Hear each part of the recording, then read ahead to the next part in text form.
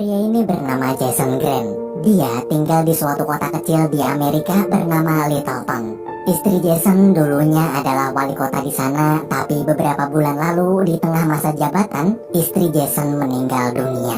Sang istri kemudian digantikan oleh wakil wali kota bernama Conley. Sayangnya semenjak Conley menjabat, perekonomian kota Littleton justru malah menurun tajam akibat adanya pembangunan jalan tol yang menutup satu-satunya akses jalan masuk para wisatawan ke sana.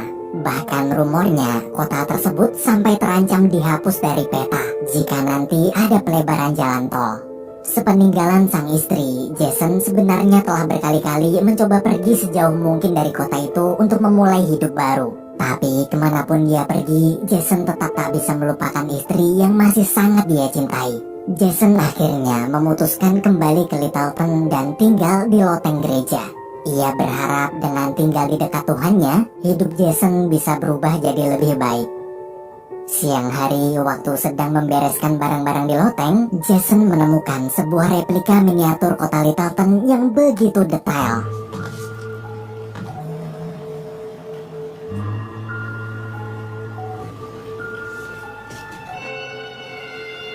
Looks just like the place.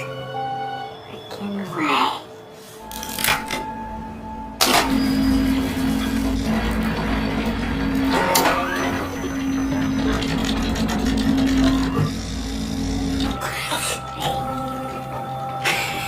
No way. It looks exactly like the diner. Oh man, that looks...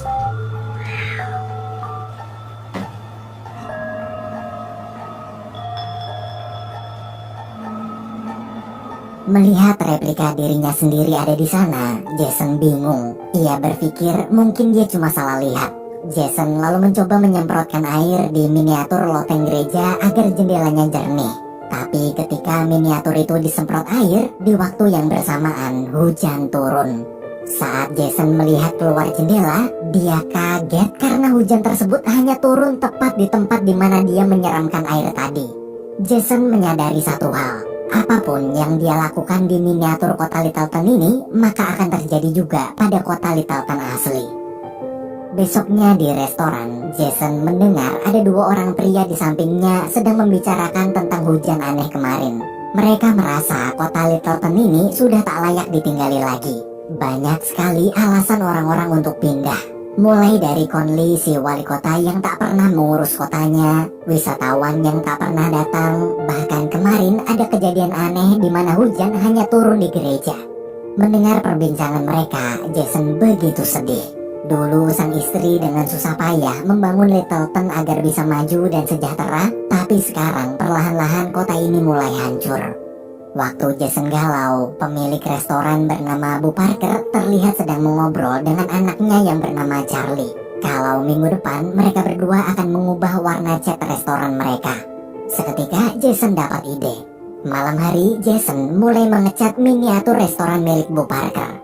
Dan paginya semua orang kaget restoran Bu Parker sudah berganti warna cuma dalam semalam. Tapi bukannya senang, Bu Parker malah takut. Ia takut wali kota Conley nanti akan marah karena bila Bu Parker mau merubah warna atau dekorasi bangunannya, maka dia harus melapor pada wali kota Conley terlebih dahulu. Jason lalu mencoba meyakinkan kalau warna restoran Bu Parker kini terlihat jauh lebih ceria dan membawa kebahagiaan. Jika Conley melihatnya nanti, Jason yakin dia pasti juga akan suka. Mendengar kalimat tersebut, Bu Parker pun lega. Jason kemudian pulang dengan hati bahagia. Sekarang dia merasa telah menjadi pahlawan. Di tengah perjalanan, ada seorang nenek jatuh di jalan. Si nenek lalu mengeluh soal lubang-lubang di jalanan yang tak pernah diperbaiki wali kota Conley. Padahal mereka sudah sering mengirimkan surat keluhannya di kotak saran. Namun selama menjabat sebagai wali kota, Conley tak pernah sekalipun membuka kotak keluhan masyarakat itu. Dari cerita nenek barusan, Jason akhirnya tahu bagaimana cara mengembalikan kesejahteraan kota kesayangan almarhum istrinya itu. Malamnya, Jason membaca satu persatu surat keluhan masyarakat di dalam kotak. Ia kemudian membantu menyelesaikan semua keluhan tersebut melalui miniatur kota Littleton. Mulai dari mencabut pohon yang menghalangi pagar, membersihkan sampah di sepanjang jalan, memperbaiki lubang-lubang di jalanan, hingga memberi makan seekor anjing dengan tulang ayam kecil yang berubah jadi tulang raksasa. Keesokan harinya, sambil tersenyum, Jason melihat wajah bahagia orang-orang karena seluruh permasalahan di kota ini mendadak selesai cuma dalam semalam. Jason lalu pergi ke sebuah minimarket. Di sana penjaga minimarket sedang mengobrol dengan pengunjung tentang kota Littleton yang kini sudah mulai tertata rapih. Tapi si penjaga minimarket justru mengatakan kalau sekarang para warga kota berpikir pasti wali kota Conley lah orang dibalik semua ini. Mendengar ucapan itu, Jason sangat marah. Sepulangnya dari sana, Jason bertekad menyadarkan warga bahwa bukan wali kota Conley yang telah menolong Littleton. Ia kemudian membuat miniatur papan penunjuk kota Littleton semenarik mungkin untuk mengundang pengunjung. Beberapa hari setelah papan penunjuk kota tersebut terpasang, banyak turis mulai berdatangan ke kota. Para turis bahkan sampai memutuskan untuk tinggal, membeli rumah, dan membangun bisnis di sana karena menganggap Littleton adalah kota indah. Hingga suatu hari, waktu seluruh warga sedang beribadah di gereja, dalam ceramahnya, sang pendeta menceritakan tentang orang misterius yang dikirim Tuhan untuk menolong kota Littleton. Ia bahkan menyebut orang itu sebagai utusan Tuhan. Jason awalnya senang mendengar ceramah sang pendeta, namun ketika ada seorang jemaah meneriakkan nama Conley, Jason kesal. Ia tak terima orang brengsek seperti Conley dapat pujian dari semua orang, padahal selama ini dia telah menelantarkan kota Littleton. Malamnya Jason dapat ide jahat. Dia berencana menunjukkan pada orang-orang sifat asli Conley dengan menjatuhkan batu ke atas miniatur mobil mewahnya. Di saat bersamaan, jatuhlah sebuah meteor. Esok hari, para warga terkejut melihat batu meteor menimpa mobil mewah Conley hingga rusak parah. Gara-gara mobil kesayangannya rusak, Conley marah lalu memaki semua orang di kota. Bahkan dia sampai menuduh Charlie, anak Bu Parker lah pelakunya, hanya karena Charlie menggambar mobil Conley. Para warga pun kecewa dengan sifat Conley, kemudian satu persatu pergi meninggalkannya. Conley yang sadar kalau citranya rusak, dia langsung meminta maaf lalu berkata bahwa kejadian kecil ini tak akan menghentikannya membangun kota Littleton menjadi lebih maju. Mendengar itu, semua orang lagi-lagi tertipu dan kembali mendukung Conley. Akibat rencananya gagal, Jason kembali mencoba rencana kedua. Malam hari waktu Conley sedang berjalan di depan gereja, Jason meletakkan seekor laba-laba tarantula di miniatur kota.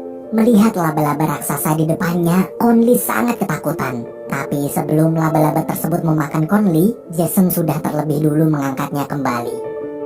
Pagi hari, sambil ketakutan, Conley menceritakan kejadian semalam pada pendeta. Sang pendeta lalu mencoba menenangkan Conley dengan mengatakan bahwa itu mungkin cuma mimpi aja. Karena ceritanya tak dipercaya, Conley muak. Kebetulan Charlie sedang menggambar laba-laba tarantula di tembok. Conley di situ lagi-lagi menuduh kalau tadi malam pasti Charlie lah yang mengirim laba-laba raksasa untuk memakannya. Bu Parker pun tak terima anaknya selalu dituduh macam-macam. Ia balik memarahi Conley dan menyuruhnya pergi. Besok malam, Jason merasa masih belum puas melihat penderitaan Conley. Ia kemudian memodifikasi papan nama kota Littleton di miniatur, lalu membuat lampu papan tersebut korslet hingga memadamkan listrik seluruh kota. Akibatnya semua warga panik. Mereka menuntut Conley yang mengaku sebagai utusan Tuhan agar segera memperbaiki listrik kota. Setelah terus-menerus didesak, Conley akhirnya mengaku bahwa sebenarnya dia bukan utusan Tuhan. Selama ini dia membohongi masyarakat hanya agar bisa terpilih menjadi wali kota lagi di pemilihan berikutnya. Mendengar pengakuan barusan, para warga tak peduli. Bila Conley memang bukan utusan Tuhan, tapi tetap aja dia adalah wali kota yang bertanggung jawab untuk menangani permasalahan warganya. Ketika ingin lari di luar, dia melihat Charlie. Lagi-lagi tanpa alasan jelas, Conley langsung menuduh Charlie lah pelakunya. Semua orang semakin marah karena Conley justru malah mengkambing hitamkan anak kecil. Saat sudah terpojok, Jason pun merasa kasihan. Ia akhirnya mengaku di hadapan para warga kalau sebenarnya dialah yang membuat keajaiban-keajaiban aneh di kota Littleton selama ini. Dia jugalah yang menakut-nakuti Conley dengan laba-laba dan menjatuhkan batu meteor di mobilnya. Jason kemudian membuktikan pada seluruh orang di sana bagaimana caranya melakukan semua ini. Di loteng gereja, Jason melepaskan cincin emas pernikahannya. Ia menaruh di pinggir miniatur sambil meminta maaf pada sang istri karena dia gagal membangun kota dan telah mengecewakannya. Jason lalu membuat api unggun di tengah-tengah warga. Melihat keajaiban itu, Conley bersama asistennya langsung mendobrak masuk loteng. Setelah mengetahui rahasia miniatur tersebut, Conley dapat ide. Dengan benda ajaib ini, dia berencana mengubah kota Littleton menjadi seperti Las Vegas. Kota Littleton nantinya akan terang benderang dipenuhi pusat perjudian yang sangat menguntungkan. Conley kemudian menyuruh asistennya mengambil miniatur itu. Namun Jason menolak keras rencana Conley barusan hingga terjadi adu fisik. Tanpa sengaja, asisten Conley menyenggol miniatur kota sampai jatuh dan rusak. Di saat bersamaan, kota Littleton asli mengalami gempa yang begitu dahsyat. Hampir seluruh bangunan di sana hancur, persis seperti kondisi miniatur. Pagi harinya, Jason, Bu Parker, Charlie, serta sang pendeta berkeliling melihat kondisi kerusakan kota. Charlie lalu bertanya apakah Jason bisa memperbaiki kerusakan kota menggunakan miniaturnya lagi, tapi sayang Jason tak bisa. Miniatur itu kini sudah rusak. Jason menjelaskan bahwa bukan keajaiban dari miniaturlah yang sebenarnya dibutuhkan. Namun yang masyarakat butuhkan adalah saling bersatu dan bekerja sama untuk membangun kota. Sesampainya mereka di pusat kota, terlihat ada banyak wartawan datang meliput gempa dahsyat semalam.